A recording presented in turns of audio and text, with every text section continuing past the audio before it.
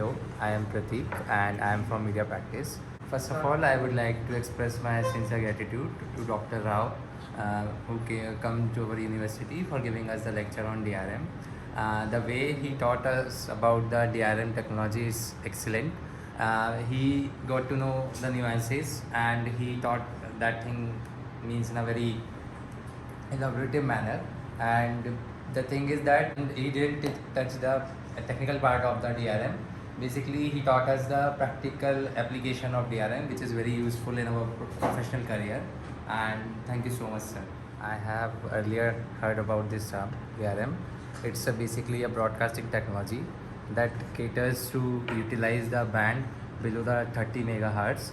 The benefit of this technology is that it provides you a very high quality radio, and as you know, with the passage of time the technology is growing, so DRM is coping up with that.